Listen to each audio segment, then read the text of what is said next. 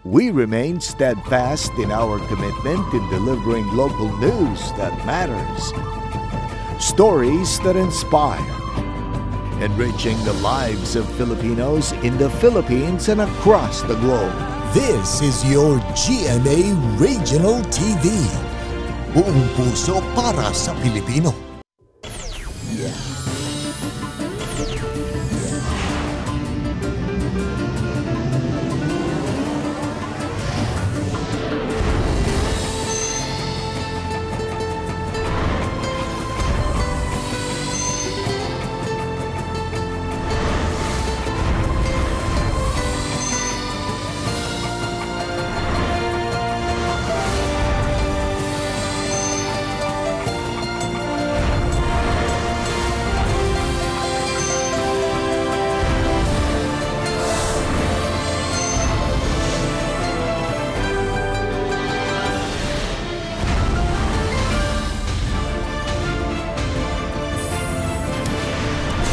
Kini ang GMA Regional TV Balitang Bisdak.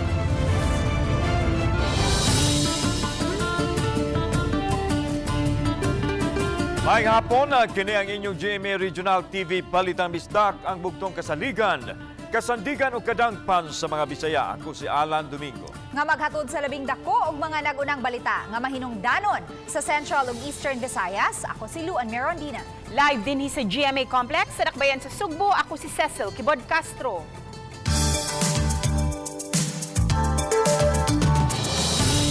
Sa Nobyembre pa ang full implementation sa face-to-face classes apan sa Lapu-Lapu City. May siyam ka mga tunghaana na nag-full sa face-to-face classes na.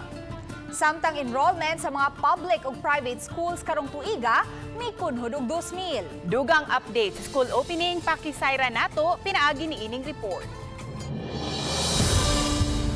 Sa video nga kuha ni Henry Liaguno sayo kagahapon sa buntag, makita ang daghang mga estudyante nga nagdasok sa gawa sa gate sa Babag 1 Elementary School. Kay Luan si Liaguno sa iyang sakyanan niya tung higayuna, makita usab sa iyang video nga medyo hinay ang dagan sa trapiko sa dapit. Gikonpermar sa principal sa Babag 1 Elementary School, Annalyn Malingin, nga daghan gayud ang mga estudyante ang nagdasok kagahapon kay sagad kanila nag-adjust pa sa ilang schedule. Busa gikinahanglan pa usab silang ubanan sa ilang mga ginikanan pasulod sa eskwelahan. Tungod sa kanang kadaghang yung bata nga nidagsa diri sa among eskwelahan nga ang uban gani transferees. So we have 184 transferees.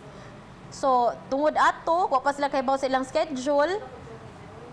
Porting daghanan nanunga sa yus buntag. So nagdasok gid mi dihas gate.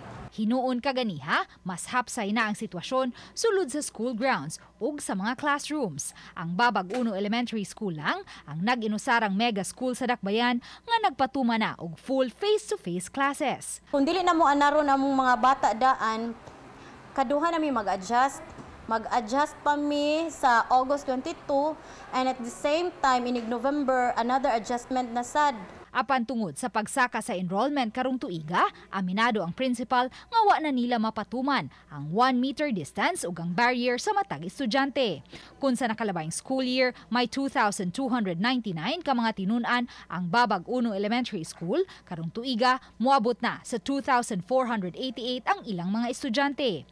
Labing daghan ang mga tinun-an sa grade 5, diin may usa ka klase nga miabot gayud sa 49 ang ilang mga tinun-an.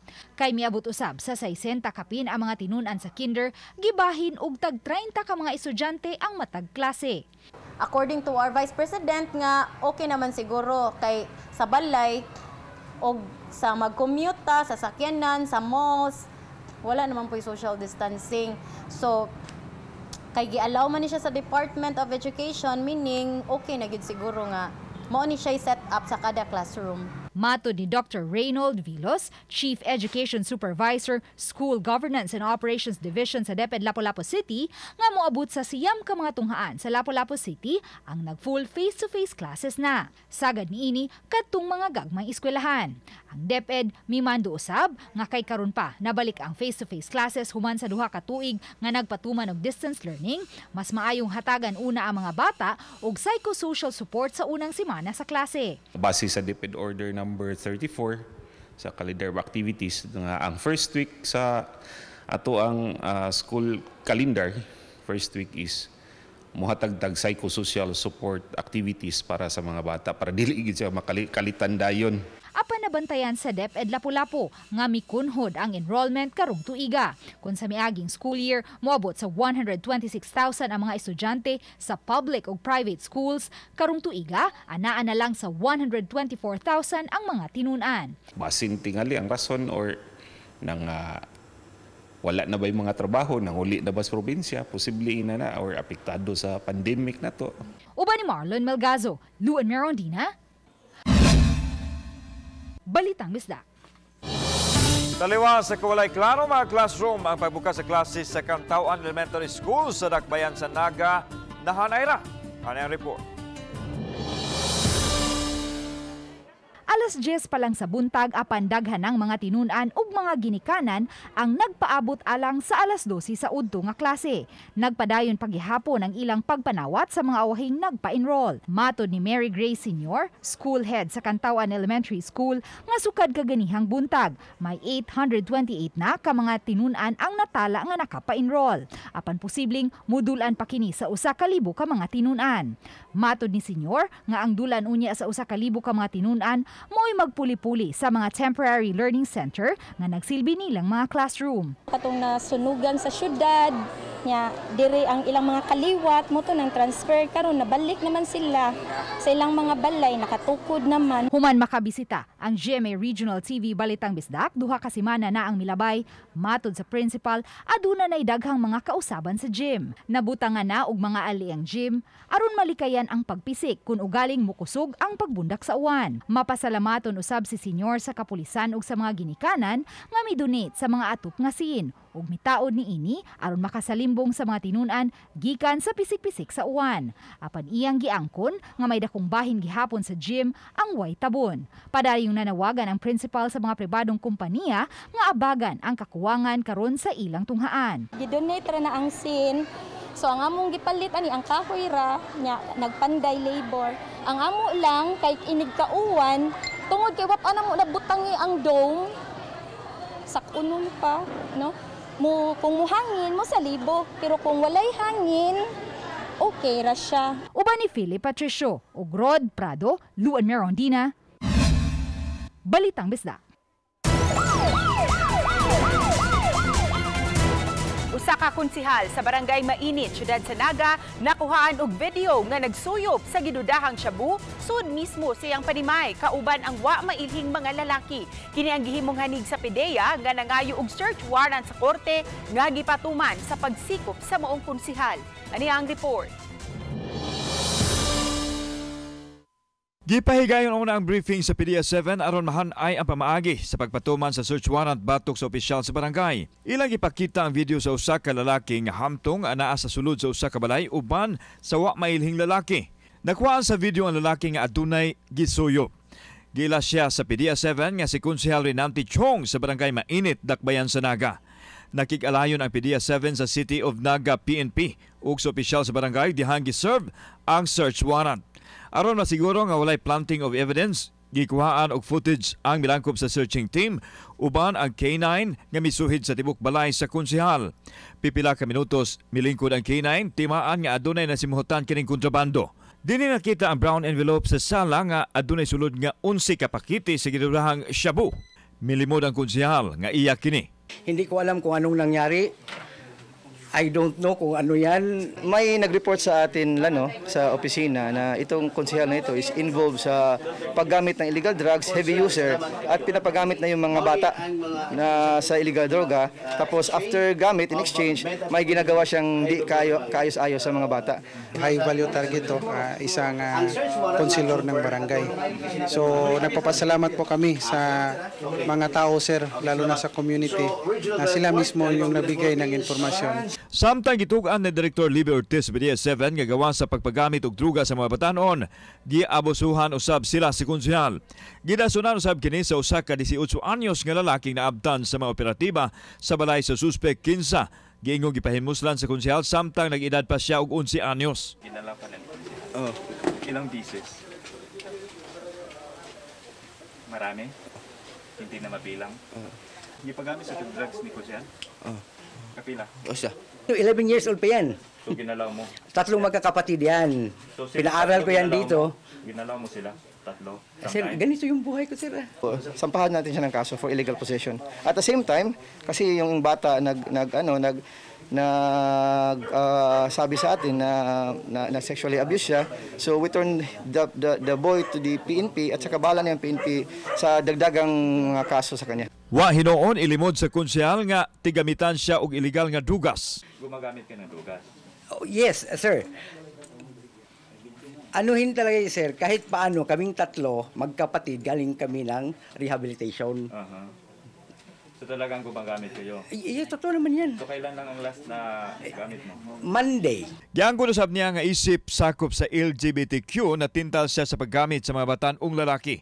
Matod niya ang mga lalaki maoy nanulong o magdala usab og drugas nga didto mo gamit sa sulod sa ilang balay. Yung dala nilang drugas ginagamit ninyo dito, just for the record? Yes, totoo yan. Pero konsehal ka ng barangay, bakit pumapayag ka? Sir, aaminin ko yung pagkatao ko. Weaknesses ko yata yon. Ang operasyon sa Philippine Drug Enforcement Agency, PDEA Region 7, back up sa search warrant nga gi-issue sa korte. Ang kaninasong operasyon sa PDEA o sa kapulisan nagpakita lang matod pa nga walay gipihig ang ilahang kampanya batok sa illegal nga drugas, maado na may posisyon sa gobyerno o wala. Kung makasala, ilag yung dakpon o taralon sa hukmanan. Kauban si Cleofer Lumayag, ako si Alan Domingo. Balitang Bisdak. Nadakpa na ang usa sa 3 ka mga suspitsado sa pagpusil patay sa 22 anyos sa miaging simana sa Barangay Manipis, Dakbayan sa Talisay. Ang report ni Femari Dumabo. 3 ka adlaw human gipatay si Raymond Nadera sa Bukirang Barangay sa Dakbayan sa Talisay. Usa sa gitumbok nga suspitsado nga si Briley Duron nasikop sa kapulisan sa Talisay City ug sa City of Naga. Gingong mitago ang suspect sa Bukirang Barangay sa Dakbayan sa Naga. Matud pa, barkada ra kini sa biktima. Samtang laing 2 pa ka gitumbok nga mga suspitsado ang nailhan usab og padayong gipangita karon sa kapulisan. Nailhan ra sa Talisay City Police ang 3 human natultulan nila ang nagmaneho sa motorsiklo nga mao'y mi-pick up sa biktima niadtong Miyerkules sa gabi. Siya karon ang usa sa mga saksi sa kapulisan. Natay information nabot sa tuwa din naabot to ang isa ka witness na abot na identify gid ato nga suspect niya na information mo to nag-coordinate nag-joint mo tong joint nga to ang Naga o ang second payment fee na palap na to dito. Gingon nakadispalko sa kwarta sa pagpamaligya sa ginalilik nga drugas sang biktima. Sinadera nga gingong usa ka drug surrendery na labigit kaniadto sa gidiling drugas. Nasikop siya sud sa 2 ka managlaing higayon. Padayon pang gisubay sa kapulisan ang gitaguan sa 2 pa ka mga suspesadong kauban ni Duron.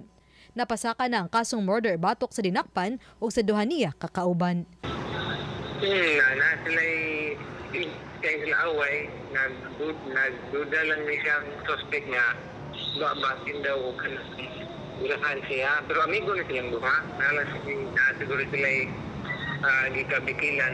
Na atong information na po involved with 2 o kanang illegal transaction ng illegal drugs. Then, kining ato ang suspect at tulad ng i-distribute ang information na ganprohay na siya o personality. Oba ni June Sulon. Ako si Femari Dumabok. Balitang Bisdak. Mga mananagad sa Mantawi City, makarawat og financial assistance gikan sa Dakbayan. Sa sesyon sa konseho, gipasar ang City Ordinance kabahin ini. 3,000 pesos ay hatag sa mga mangingisda nga adunay motorized bangka. Gibanabanang maabot sa 107 ang rehistradong motorized bangka sa Mantawi City. Matod sa Committee on Agriculture, tabang kini kanila nunod sa pagsaka sa presyo sa krudo. Matod ni Konsehal Anjong Ikalina, sunod nga plano nilang apuran hinabang mao ang mga tag-iya sa non-motorized bangka. Di magin ato kalikayan saka magid ang precious gasolina niya. Pila ra man sa kitao ni nato mga kaigsuonan.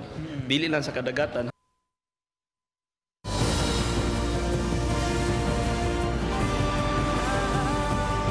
Kini ang GMA Regional TV Balitang Disdak.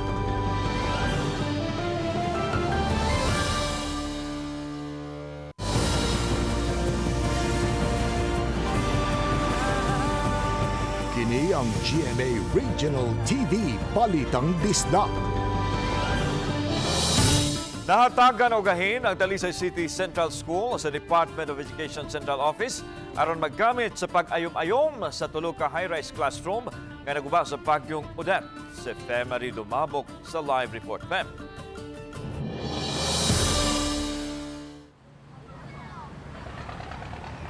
Yes, Lan, kay matod sa principal aduna nagigahin nga budget hinungdan nga sud ning tuiga masugdan na ang pagpaayo sa mga naguba nga classroom ug ang pagpatukod sa bag-o nga mga school building.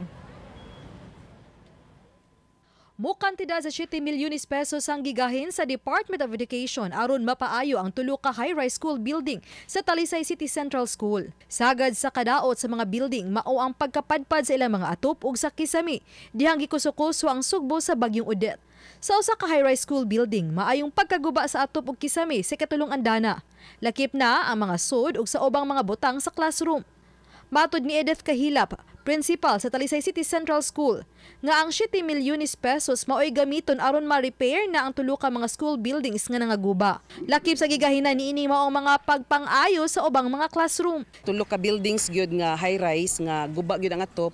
7 million ang gi-appropriate, sir. For 3 buildings. Yeah, 3 buildings. Yeah, napay laing mga repairs gang ginagmay. Samtang gipaybaw usab ni Kahilap nga may gigahin usab ang DepEd nga 32 milyones pesos aron makapatukod sila og laing high-rise school building. Kung mahuman na kini, dunay dugang 12 ka mga classroom ang ilang magamit nga igo na kayong makatubag sa kakuwangon sa ilang mga lawak. Okay, soon to rise na gyud ang amo ang 4-story 12.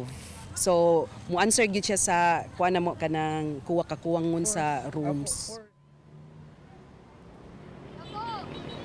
Lan sa pagpaayo na unya sa mga school buildings, ang gipangitaan na usab karon og paagi mao ang kun asa temporaryo nga ipahimutang ang mga mapiktuhan nga mga tinun-an. Lan, daghang salamat, Femari Dumabok.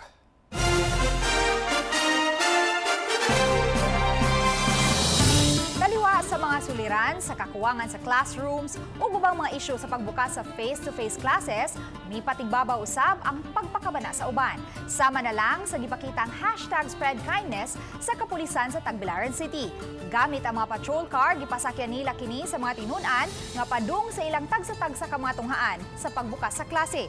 Dako na kini kaayo ug gikatabang sa mga ginikanan nga makadaginot sa bound kay ang ipamliti sa dipasero ang sakyanan na libre naman sa kapulisan.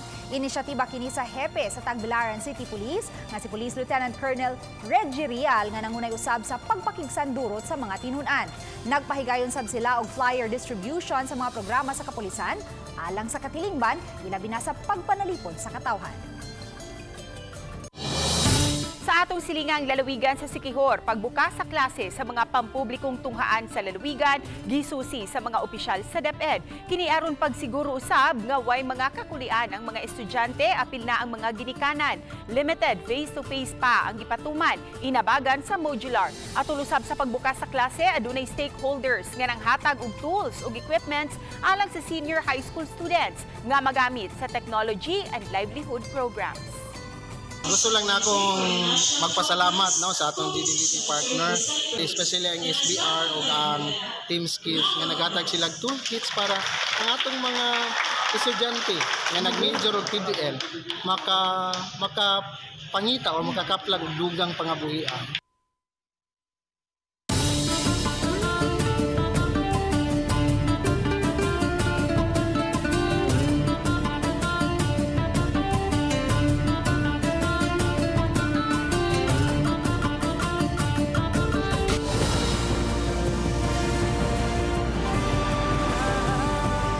Kini ang GMA Regional TV Balitang Disdak.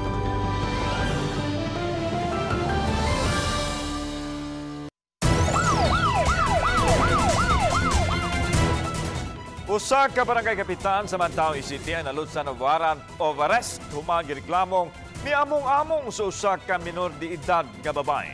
Ang report ni Nico Serino. Niadtong Huwebes napagawas sa korte ang arrest warrant batok kang magikay Barangay Captain Eduardo Gomera. Sa maong adlaw mismo, misurrender sa Kasuntingan Police Station ang kapitan. Lascivious conduct ubos sa Section 5 sa Republic Act 7610 o Child Abuse ang gisang at batok kaniya tungod sa reklamo sa usa ka 15 anyos nga babay. Matod sa inahan sa biktima, pagka-Abril, atol sa schedule sa BBM Sara Political Rally, nahitabo ang insidente. Nananghid ang bata nga moadto sa rally sa may SRP o giingong gikasabot sa kapitan nga moangkas sa iyang motorsiklo. Apan sa laing lugar di ay gidala. Sa investigasyon sa NBI, na-trace ang CCTV footage sa motel sa Barangay Paho, Lapu-Lapu City kung diin gidala ang biktima. Didto na matud pa nahitabo ang malisyosong binuhatan sa private parts sa babay. Sakit rajud kay jud siya ba nga akong hunahon nga nganong iyang gibuhat nga sa kasuod unya tahod kay mga bata nya sa among pagkakumpare ana ba nya kung nganong man nga nahimo niya nakalimot siya namo or unsa. Asoy sa inahan, nasuod na sila sa kapitan o gani managkumpare pa sila kay kinugos ang anak nila. Wa niya damha nga nahimo kini sa opisyal sa iyang anak. Ang bata anaa karon sa usa ka facility aron maatiman. Gingong nakasinati gihapon og trauma. Ihipos lang ka namo para sa imong seguridad unyang nasay makatabang nimo para nang makuan siya ba o psychiatrist kadlawon o muhilak lang daw na siya kalit mo na isulti sa kuan sa kuan niya.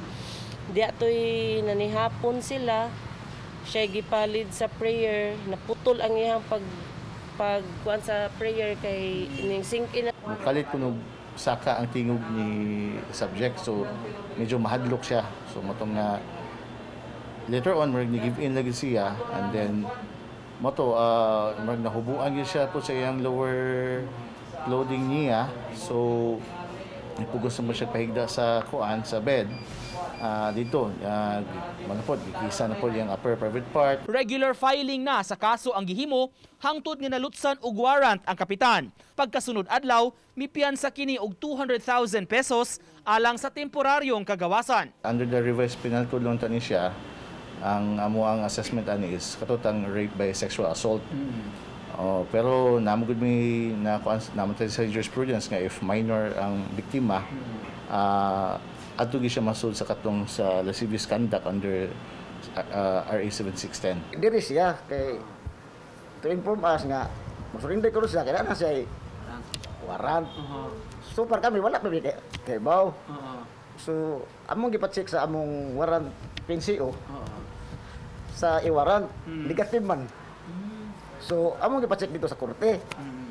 Check sa korte, positive dito. Sa interview namo sa telepono, limitado ra ang tubag ni Kapitan Gomera. Gipasalig sab niya sa mga constituents, magpadayon siya sa iyang tahas sa barangay. Gihimakak sab niya nga nagtago-tago siya ug wala mo report sa opisina. Sila kumuhatag detalya na namuguna sa korte. Ang maong kaso. Lisod man kayo mo kuhaan ka diya mo hatag ka diya detalye isod kayo maghuwat na lang mo sir ato lang nas korte na mo istoryahan inahaman ta kanunay.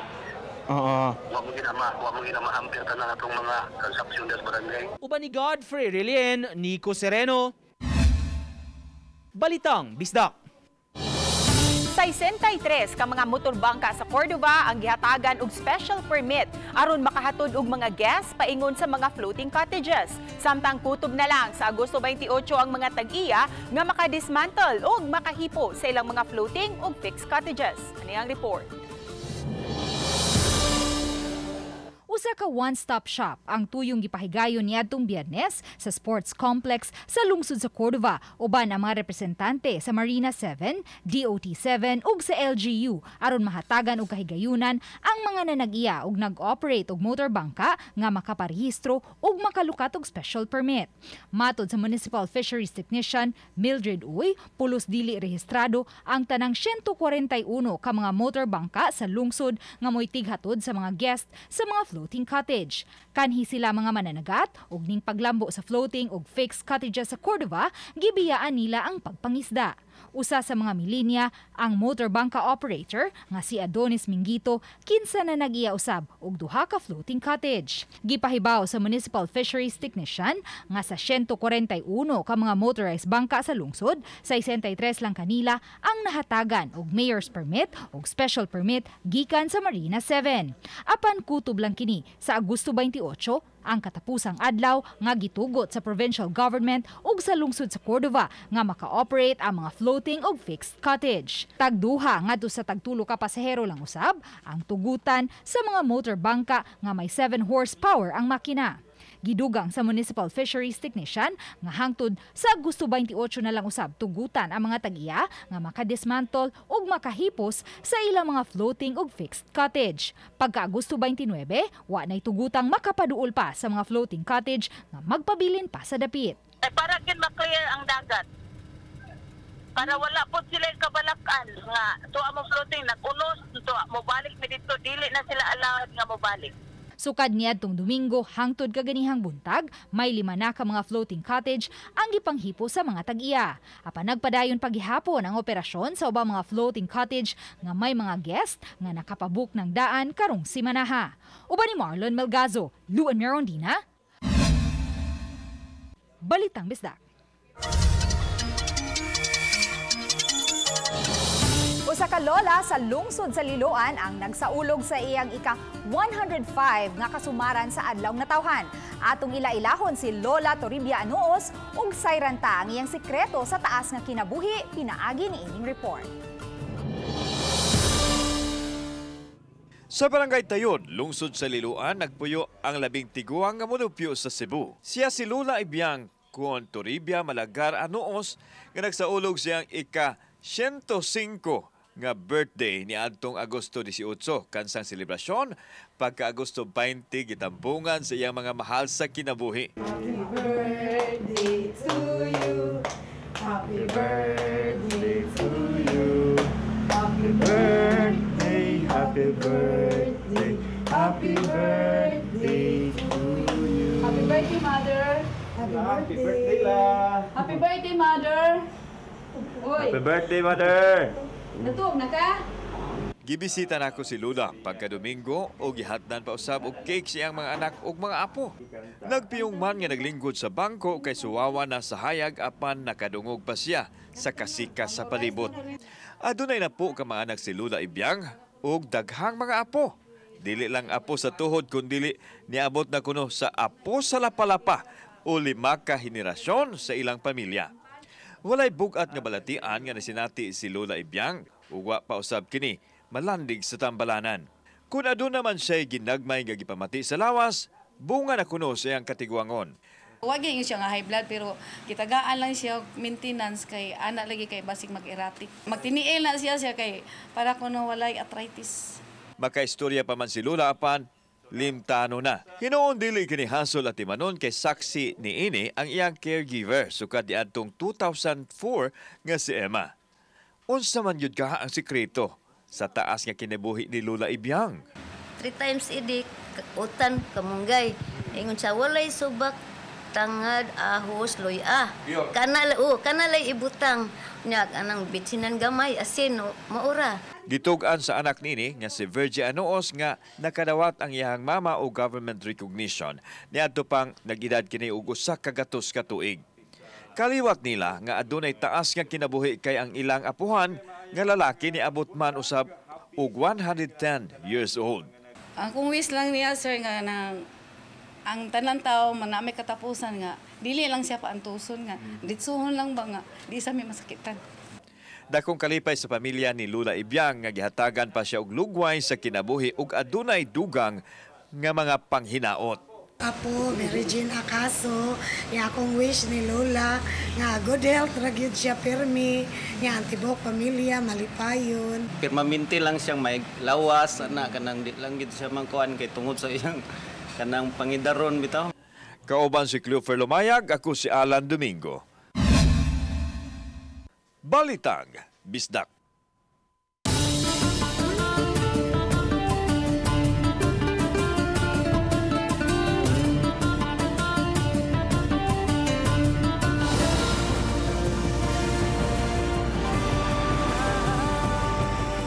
ang GMA Regional TV Balitang Bisdak.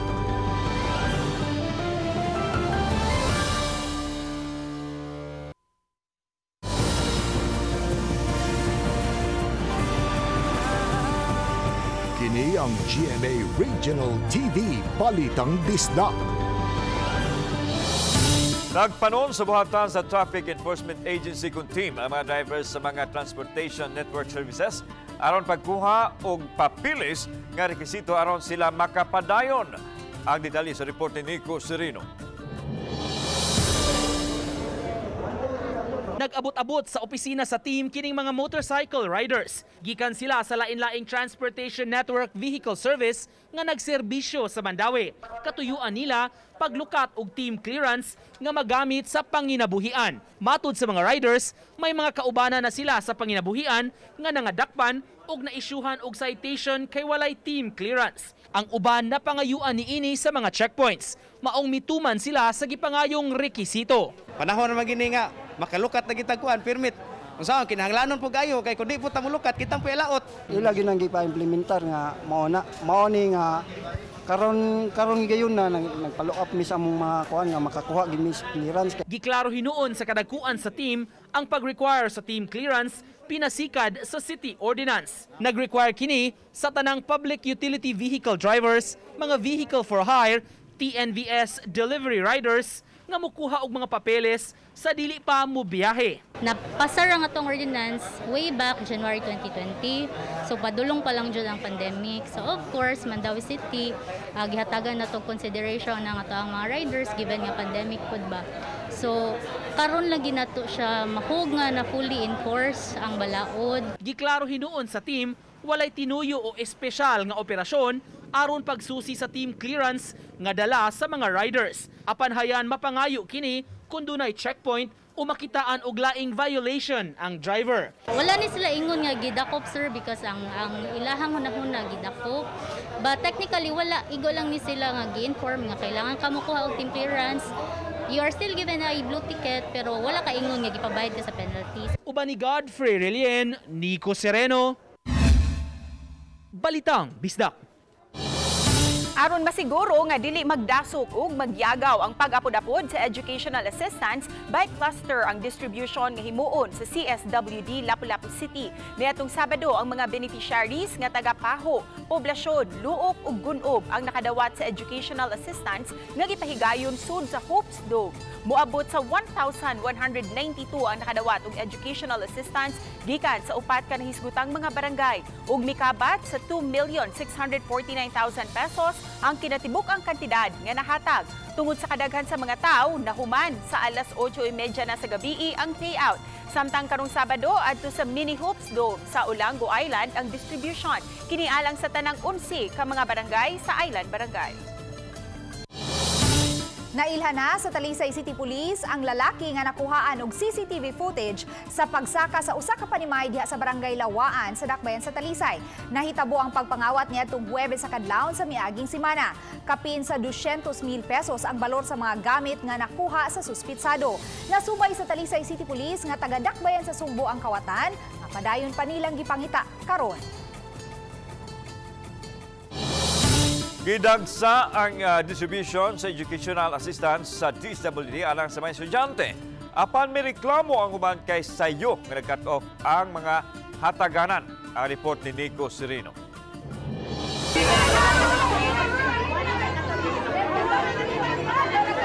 Gawa sa Guadalupe Gym, kini ang among naabtan. Nang reklamo ang mga naglinya sa di maayong sistema sa pagpasud sa gym, labi na nga taas kaayo ang pila. Ang mga dunay priority numbers ra ang gipasod. Usawan pa naman ni sir. Nganong i-cut off man? Naganihan naman may mga alas 8. Naluoy kay mi init na pa mi bata dala. Nawanan pa jud. Oh, wanan pa jud mi. Yung sawa man na sir, dili pwede mahangyo. Sa sulod sa gym, bisan kung daghang tao, hapsay ra hinuon ang distribution. 7 ka South District barangays ang unang gihatagan sa ayuda sa maong dapit. Para sa school uniform, mapalit og mga school supplies, ug para sa mga income sad nako papadong sa UC. Dako tabang nimo ni. Dako kay. Samtang sa T. Padilla Gym, 7 ka North District Barangay Sab ang unang gihatagan sa ayuda. Apan tungod kay nag-cut off, daghan ang wala nahatagan. Gipapila na lang sila aron magpirma sa listahan sa DSWD alang kuno sa sunod nga payout. Maglista naman lang sa ano, cut off naman sa sod. Sige lang, bahala na lang. Okay ra. So willing ka mo paabot kuno sa ang sunod nga hatag? Oo. Willing. Uy, magdali-dali ta nga ihatag ra bayan na. Sa Mandaue City, taasab ang linya sa mga gustong makakuha sa ayuda, unang giakomodar ang mga barangay ubos sa Sentro Cluster. Apan sa kadaghang taw, dili tanan ang nahatagan.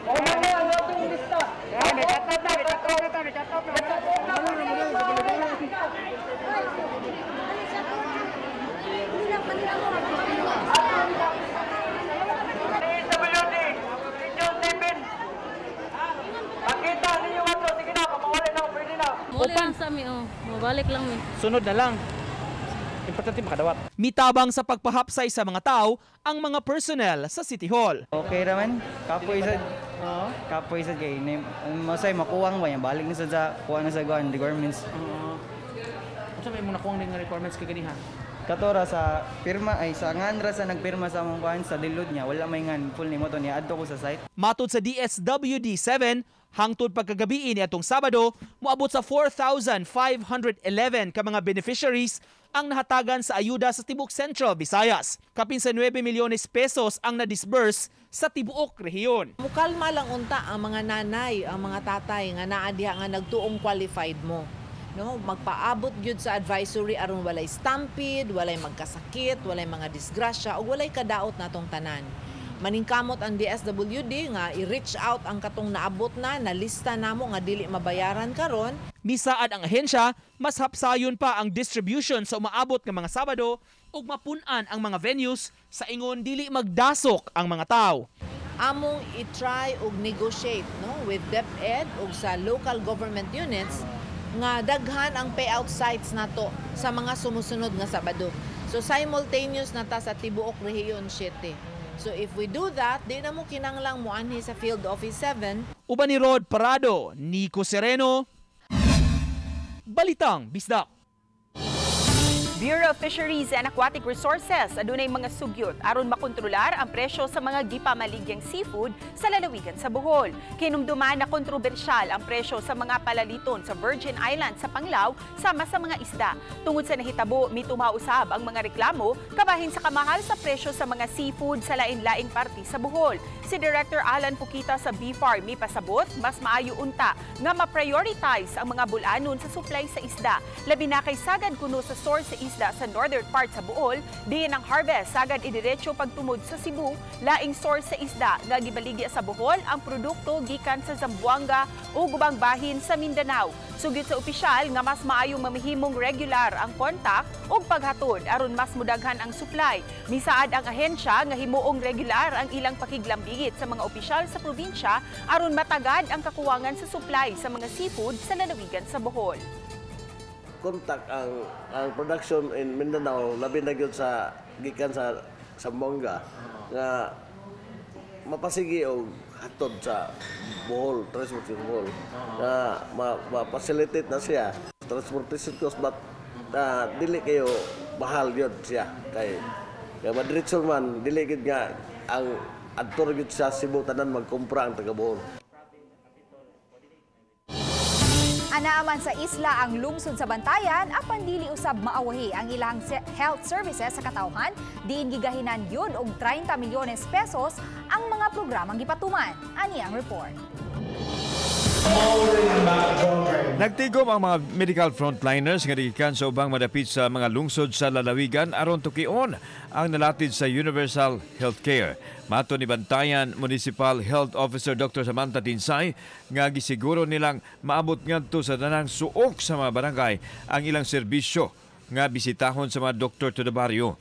Samtang gipatinaw ni Dr. Tinsay nga gawas nga libre ang serbisyong medikal, libre usab ang ibot sa ngipon. Subay kini sa isyu nga adunay mga tao nga nagsalig sa kinaraan nga pamaagi sa pagtambal sa sakit sa ngipon nga gitawag og hipo. Giklaro sa doktora nga dili sila supak nini kay mao naman kini ang naandan apan bukas sa usab ang mga rural health unit sa pag-alagad sa mga nagkinahanglan. Okay rami sa traditional pero naami mga libre na services sa among RHU. Kay moadto sad mi sa mga barangay like karon naa ang among mga nurse and dentista sa barangay Luyong Baybay, barangay Doong para maghatag og serbisyo. Migahin og 30 milyones pesos ang lungsod sa ilang programa sa panglawas diin apil sa gitutukan ang malnutrisyon. Sa among last na operation timbang naami 409 na malnourished. Pero we're hoping na next year, maarang-arang na siya kay we saw in our supplemental feeding program na daghan jud na himong normal weight na mga bata. Gihikay na usab sa lungsod ang consultation accreditation sa PhilHealth alang sa libreng medical services nga maglakip unya sa mga tambal. Sa sunod na tuig and sa sunod na 5 ka tuig ganahan mi na malibre jud ang tanan na serbisyo sa atong lungsod ng Bantayan. Kauban si Godfrey Relian, ako si Alan Domingo. Balitang Bisdak. Nakisadya sa 37th Kadayawan Festival sa Davao City ang mga cast sa hit adventure serye nga Lolong atul sa Kapuso Mall Show niadtong Sabado ug ang mga cast sa upcoming teleserye nga Startup PH atul sa Kapuso Fans Day niadtong Domingo. Ani ang report ni Kent Abrigana. Nakisadya sa Pamula Kadayawan Float Parade niadtong Domingo ang cast sa upcoming teleserye sa GMA nga Startup PH nga sila Asia's multimedia star nga si Alden Richards ug Jeric Gonzalez nga culmination sa 37 Kadayawan Festival 2022. Sa usa ka media conference, gibutyag sa aktor ang dapat atangan sa ilang bag-ong project. Dibisita usab ang cast sa GMA RTV Davao Station alang sa usa ka interview sa morning show sa GMA RTV Mindanao nga At Home with GMA Regional TV. Dahil midiretso ang cast sa Startup PH sa Vista Mall, Davao para sa Kapuso Fans Day kung asa midagsa ang fans. Hugyaw ang mga fans human migawa sa stage la Jeric Gonzalez ug Alden Richards.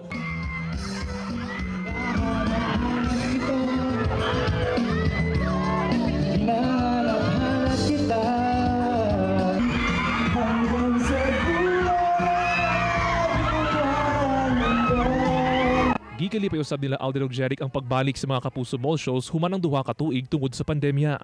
Masaya and isa to sa mga na-miss ko since nag-pandemic, so we're very happy na ito yung unang float parade namin since the pandemic, yung Kadayawan Festival. So maraming salamat po sa pagtanggap sa mga kapuso nating Davaoeños. Iba yung energy, talagang nakakamiss yung mga tao na ngayon nag-face-to-face na ulit, na namiss namin sila talaga. Niadtong Sabado nakigduyog usab sa Kadayawan Festival ang cast sa hit adventure serye nga Lolong nga sila Ruru Madrid, Ara San Agustin, Shaira Diaz ug Rochelle Pangilinan. Sa Lolong MediaCon, gipasalamatan sa mga cast ang mainito niya pagdawat sa publiko sa Lolong. Gibutyag usab sa cast ang ilang ginabuhat niya pagpangandam sa programa. Malaking tulong po sa amin yung nasa quarantine kami na nag-script reading kami. Hindi lang physical preparation but more on mental and emotional preparation. Yung first laki kasi namin, talagang napaglaruan talaga ako sa elemento. So yung second laki ko, yun na yung naging preparation ko. So marami na akong binaon na mga parang agimat, ting-ting. Siyempre, yun nga, nag-workout ako talaga ng gusto para dito. Somehow, nag-research ako about crocodiles. Dibisita usab ang cast sa Lolong sa GMA Davao Station para sa usa ka interview sa morning show sa GMA RTV Mindanao ng At Home with GMA Regional TV. Human niini, dahil midiritso ang cast sa Lolong sa Quezano Grand City Gate sa Buhangin, Davao City, alang sa Kapuso Mall Show kung asa gidagsa kini sa mga Davaoeño fans.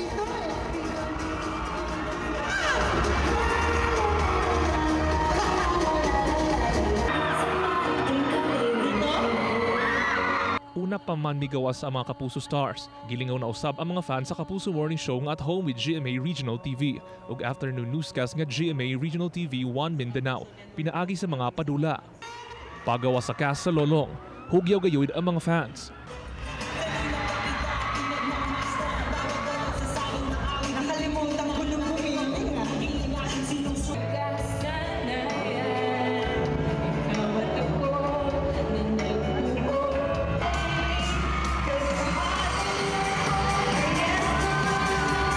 Gihara na usab ni Ruru Madrid ang iyang fans.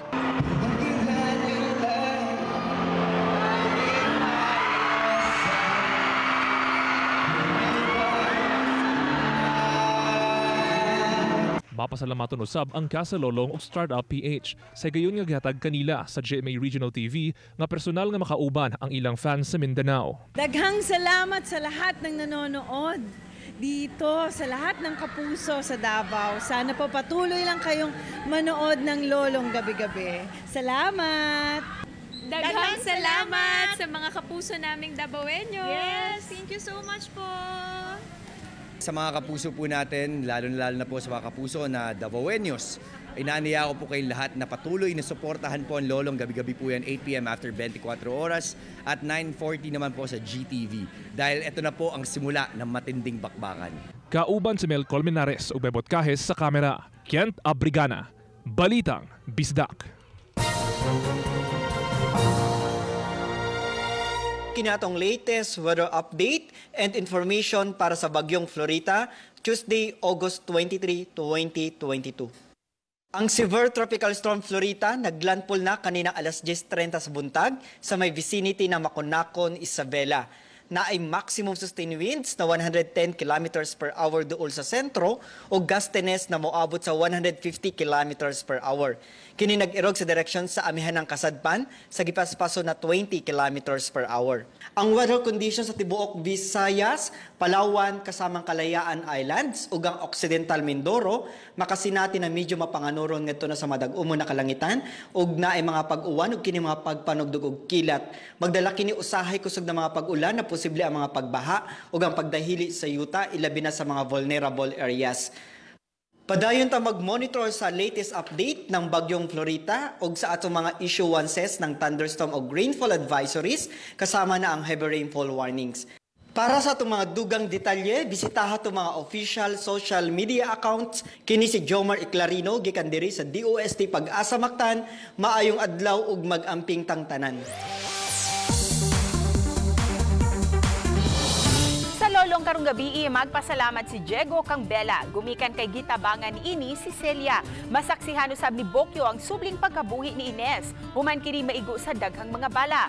Magtigi sila si Martin ug Lolong ug magsinukmatay kun unsay tinuod nga pagkatao sa usag-usa.